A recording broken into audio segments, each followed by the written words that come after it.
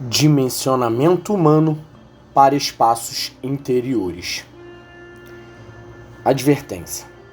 Nas últimas décadas, houve uma preocupação com a documentação e descrição da variabilidade das dimensões humanas e com sua aplicação aos projetos.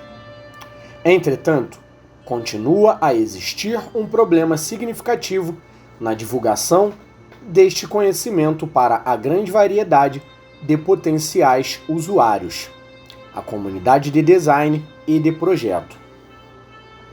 A diversidade deste grupo de usuários é ampla, indo desde designers de locais específicos de trabalho, como cabinas de aeronaves ou escritórios, passando por estilistas e fabricantes de roupas, chegando até os projetistas de respiradores e outros equipamentos de proteção. São igualmente diversas as necessidades dos usuários. Por exemplo, no projeto de um escritório, o uso de uma dimensão como a circunferência do pescoço é bastante reduzido, enquanto que um estilista ou fabricante de roupas podem considerar vital tal informação. Além disso, os usuários, em geral, precisam de informações sobre diferentes segmentos da população, como crianças, universitários, pessoal de escritório ou operários, e cada usuário pode exigir um tipo diferente de análise ou apresentação dos dados. É, portanto, muito útil para os estudiosos da antropometria comunicar-se efetivamente com cada um dos vários especialistas nos ramos específicos a cada problema de projeto e de design. Nesse sentido, é gratificante perceber que os autores deste livro, ambos profissionais experientes em seus campos de atuação, empreenderam a complexa tarefa de preencher esta lacuna, não só trazendo a arquitetos e designers as mais valiosas informações do campo da antropometria de uma maneira prática, como também por trazer à tona e de forma tão persuasiva o conceito de que existe uma grande fonte de informações relevantes sobre as dimensões humanas, cujo uso tem imenso impacto no aperfeiçoamento dos projetos residenciais e de locais de trabalho. Em sua apresentação, os autores conseguem um excelente ponto de equilíbrio, evitando intimidar o leitor com complexidades técnicas desnecessárias e resistindo à abordagem simplista que, durante muito tempo, ocasionou a errônea impressão de que algumas poucas tabelas de valores resumidos forneceriam respostas a problemas específicos de projeto. Desde muito tempo, defendo a ideia de relacionar os dados básicos da antropometria às necessidades específicas dos designers e dos arquitetos. E agora percebo com gratidão o claro tratamento dado pelos autores a públicos especiais. Os reais beneficiários finais serão os usuários de escritórios, as crianças, os deficientes, para citar apenas alguns dos grupos consumidores com necessidades especiais. John T. McConville, PhD, Projetos de Pesquisa em Antropologia. Prefácio. Um dos perigos ao se escrever um livro como este está no fato de lidar com uma área de estudo ampla demais para ser tratada de forma satisfatória. As dimensões humanas e os espaços interiores, por sua própria natureza, são bastante propícios a tal erro de julgamento. Não é preciso grande imaginação para reconhecer a quantidade de disciplinas relacionadas com esta área: ergonomia, antropometria, biomecânica, arquitetura, design de interiores, psicologia ambiental. A lista é quase infindável. Cada disciplina e suas sub-áreas qualificam tópicos legítimos para a criação de toda uma série de livros. O problema, portanto, é evitar desviar-se em uma área de estudo muito grande e correr o risco de tratar o assunto de forma superficial ou, inversamente, dentro de uma gama muito estreita, limitando demasiado a matéria. Esperamos ter evitado tais armadilhas. A medida do sucesso, entretanto, pode ser melhor avaliada dentro do contexto do objetivo deste livro. As profissões de arquitetura e design de interiores têm uma grande quantidade de referenciais que tratam de critérios gerais de projeto e planejamento. Entretanto, uma quantidade insuficiente desse material está dirigida especialmente a uma verdadeira adequação ou interface entre o corpo humano e os vários componentes individuais dos espaços interiores. Do material disponível, grande parte baseia-se exclusivamente em práticas comerciais, sendo muitas delas desatualizadas ou em julgamentos pessoais daqueles que preparam tais padrões. Com poucas exceções, a maior parte dos padrões de referência simplesmente não estão baseados em dados antropométricos suficientemente fundamentados. Isto é compreensível em função da pequena quantidade de dados disponíveis, forma de apresentação da maior parte deles, difícil acesso e tais dados para o arquiteto ou designer e, até muito recentemente, a falta de fontes centralizadas de referência sobre tais informações. Entretanto, como defesa parcial de uma abordagem pragmática, subjacente à preparação de muitos dos padrões de desenho atualmente em uso, deve-se reconhecer que o uso de dados da antropometria não substitui um projeto ou um parecer profissional correto. Ele deve ser visto como uma das muitas ferramentas de um projeto. Nos últimos anos, em função da necessidade premente de obtenção de tais informações por parte dos arquitetos, designers de produtos e engenheiros ergonômicos, os dados antropométricos tornaram-se mais acessíveis. Contudo, nem todos são apresentados sob a melhor forma para utilização pelos profissionais de arquitetura ou design. Nem todos os dados são aplicáveis à natureza de problemas específicos de projeto destas profissões. Além disso, seu acesso ainda se dá em termos de fontes relativamente estranhas aos arquitetos e designers, exigindo consulta a uma grande variedade de fontes para conhecer-se o tipo de dado existente. No entanto, o importante é que, pouco a pouco, os dados antropométricos têm ficado cada vez mais acessíveis, tanto no mercado nacional quanto no internacional. Com o crescimento da população mundial, com o aumento das explorações espaciais, do comércio internacional, do marketing de serviços e produtos e, à medida que a sociedade, de modo geral, dá maior prioridade à qualidade de vida. Espera-se que o conjunto de tais dados seja cada vez mais intenso e abundante. Os arquitetos e profissionais de design devem saber fazer uso desses dados, buscando mais informações com relação à sua aplicação no projeto. E mais, deveriam ainda fornecer aos estudiosos da antropometria informações relativas ao tipo e forma dos dados necessários às suas profissões. Em relação ao papel dos designers industriais no futuro desenvolvimento da antropometria, Mauro indica que o impulso daquele papel está na definição de suas necessidades em termos compreensíveis pela pesquisa antropométrica.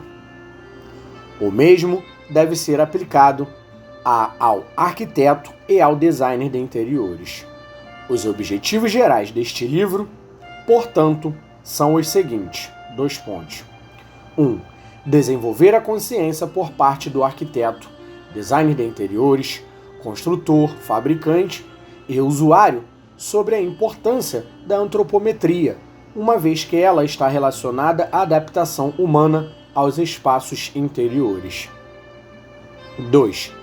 Fornecer ao arquiteto e designer uma compreensão básica da antropometria e da natureza, origem, limitações e aplicações adequadas dos dados envolvidos. 3.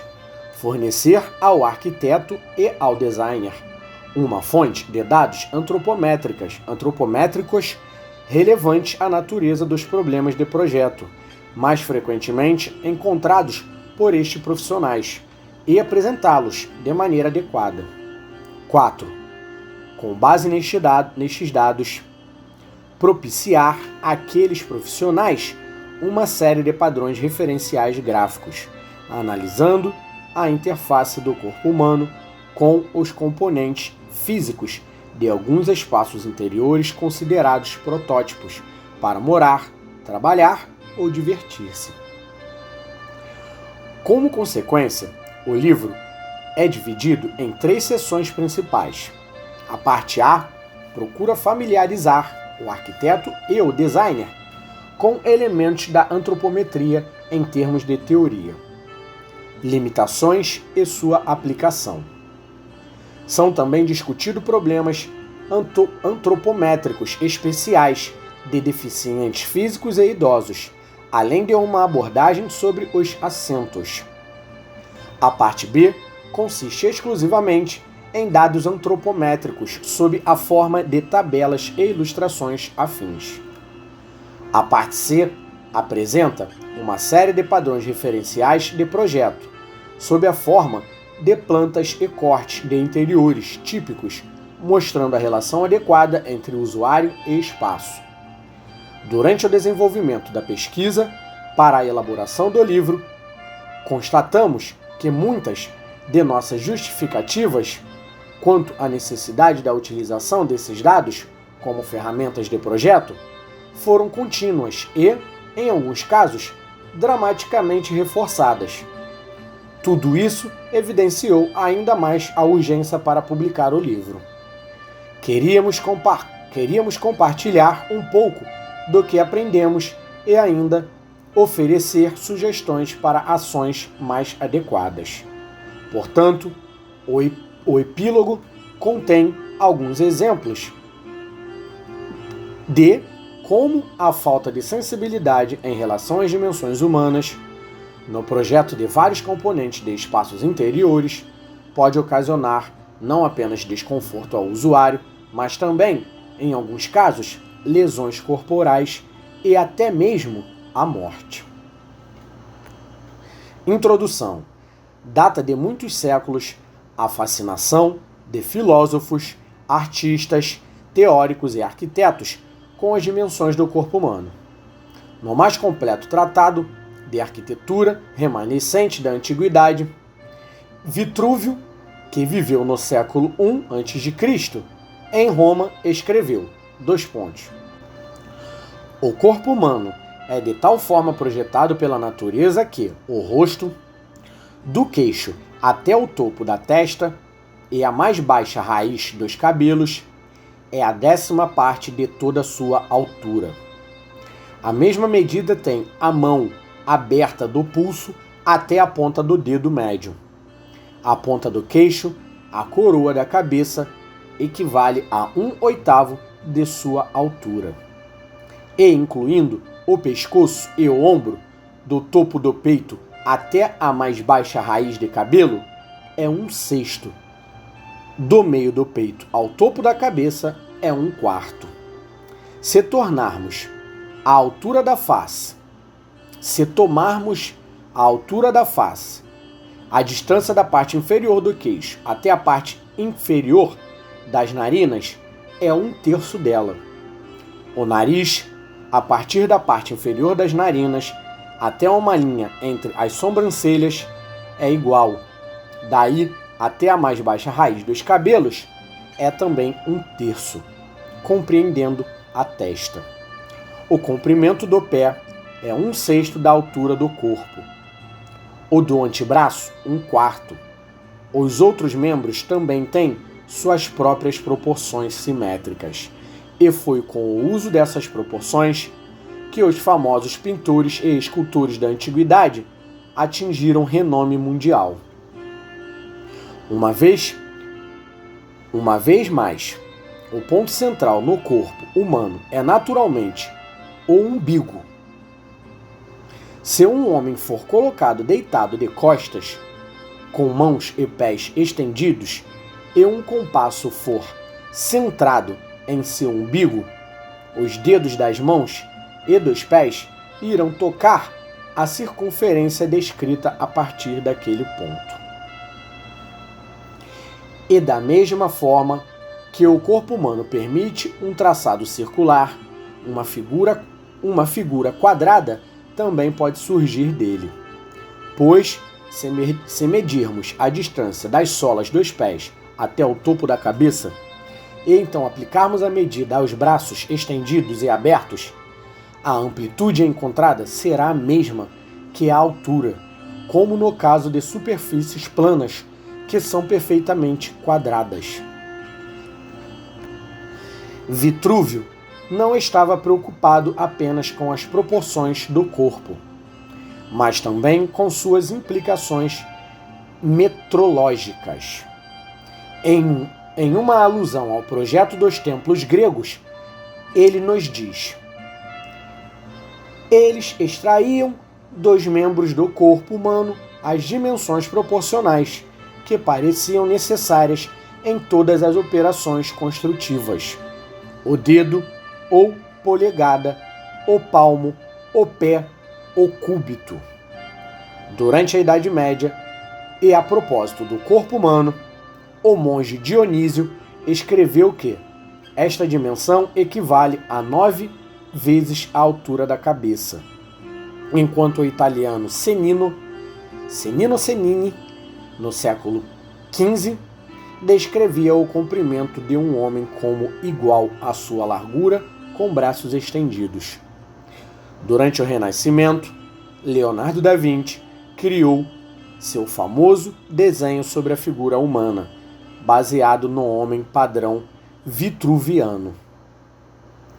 Em meados do século XIX, John Gibson e J. Bonomi também iriam reconstruir a figura vitruviana.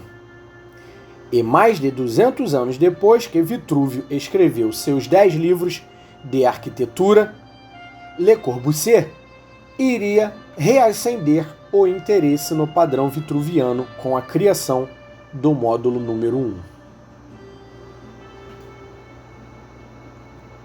Entretanto, nenhuma discussão sobre proporções e dimensões do corpo humano seria completa sem mencionar a chamada seção áurea, nome dado no século XIX à proporção derivada das divisões de uma linha no que Euclides, no ano 300 a.C., na Grécia, chamou razão média e extrema.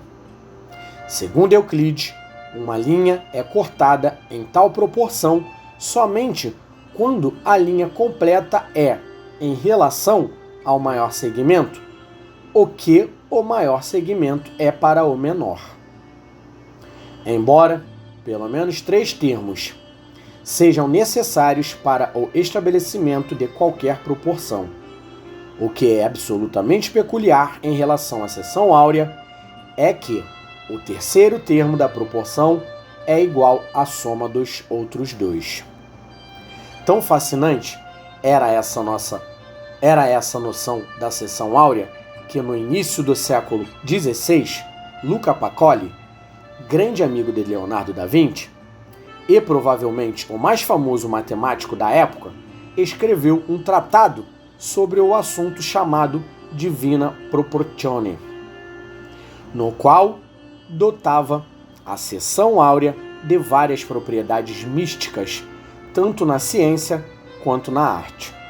Argumentava, por exemplo, que poderia detectar um princípio estético encontrado nas formas arquitetônicas, no corpo humano e mesmo nas letras do alfabeto latino.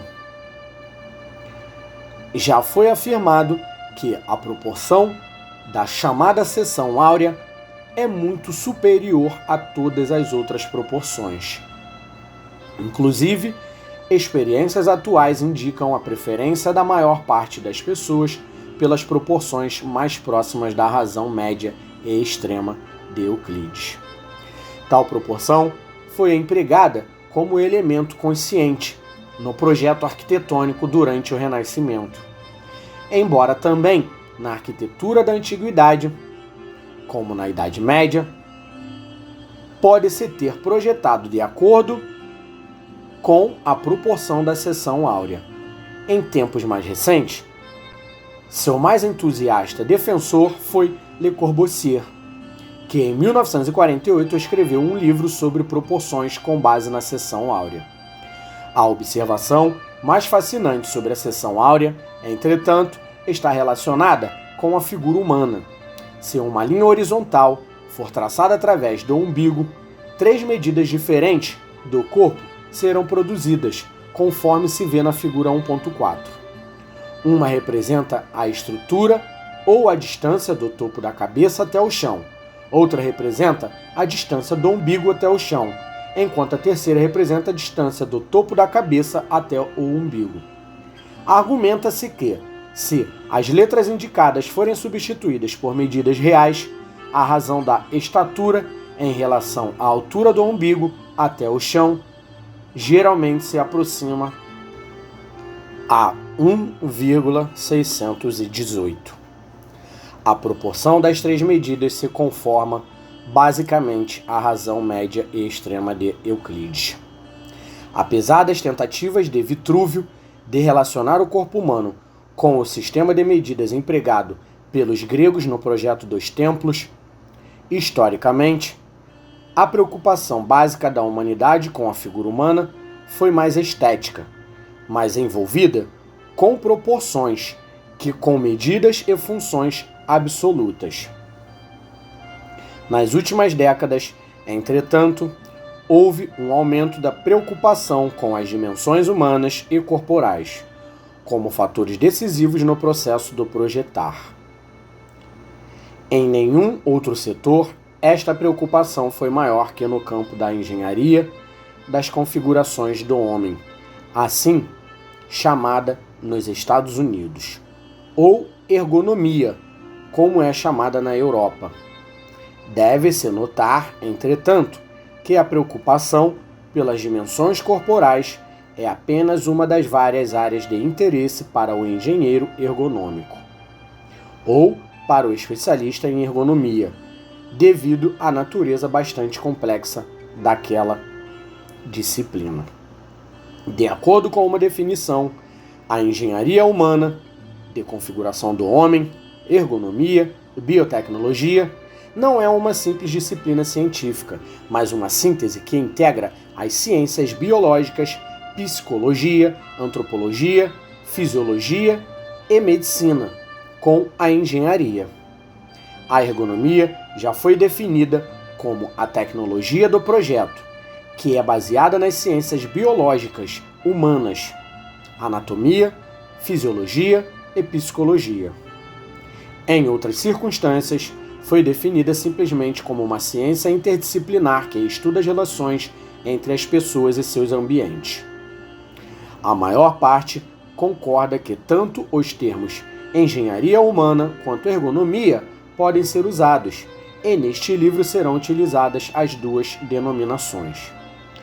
A aplicação da engenharia humana tem sido associada a problemas tecnológicos muito complexos e limitados no projeto de máquinas e equipamentos. Em geral, os problemas envolvem situações relativamente sofisticadas da interface homem-máquina, projetos de centros de controle, de cabines de aeronaves, consoles eletrônicos e um número infindável de veículos militares de terra, ar e mar. Contudo, hoje em dia, essa engenharia também se relaciona com o setor civil. O projeto de produtos, ambientes de trabalho e veículos de transporte, apenas para mencionar alguns campos, todos necessitam de dados da área de engenharia humana ou ergonomia. Esse campo obteve um notável impulso durante a Segunda Guerra Mundial, devido às prementes necessidades de conciliar as capacidades humanas com a sofisticação tecnológica do equipamento militar. A possibilidade de erro humano deveria ser eliminada. Os equipamentos deveriam ser operados com eficiência máxima, sob as mais adversas circunstâncias. Os problemas enfrentados pelo especialista em ergonomia, em termos de complexidade, iam desde um simples controle, como o apertar de um botão, até complicados projetos de consoles para uso em batalha. Mais recentemente, este profissional precisou levar em conta aspectos fisiológicos, psicológicos e antropométricos, o estudo das medidas do corpo humano amplamente discutido na parte A, de problemas de projeto ou design específicos das viagens espaciais. Mais importante, entretanto, era a percepção e aceitação básica de que a análise das configurações humanas constituía parte integral do processo de projeto.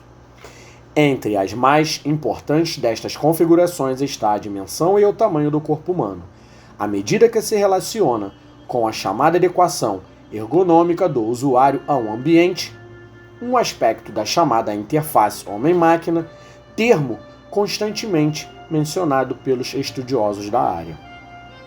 A maior parte da aplicação desse tipo de engenharia humana atingiu os setores militar e industrial. Infelizmente, as aplicações de caráter social, como aquelas encontradas no projeto dos interiores de nossas casas, escritórios, instalações de saúde, escolas, etc., foram relativamente ignoradas.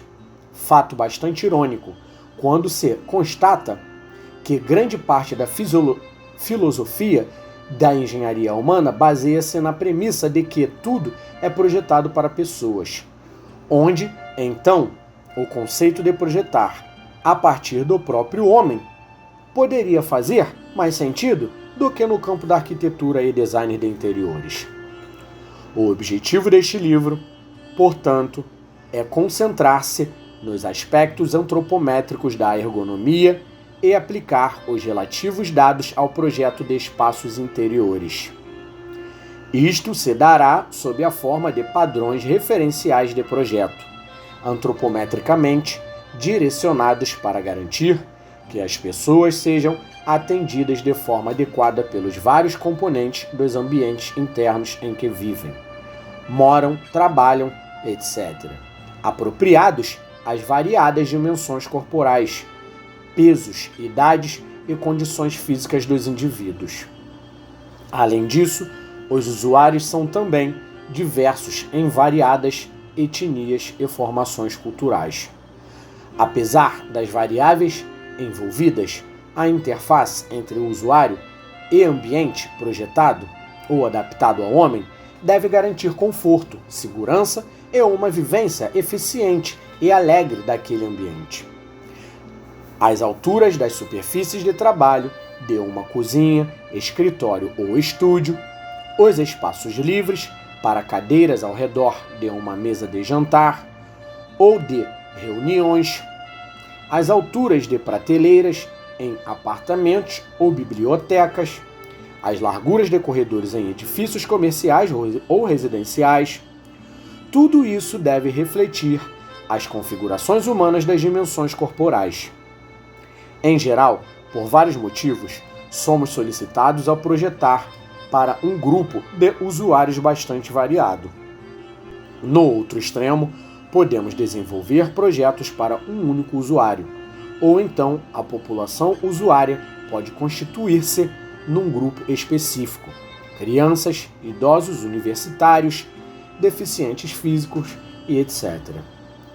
É óbvio que, se quisermos responder de forma adequada às necessidades desses usuários, seremos obrigados a reconhecer o estudo das dimensões corporais e suas implicações ergonômicas.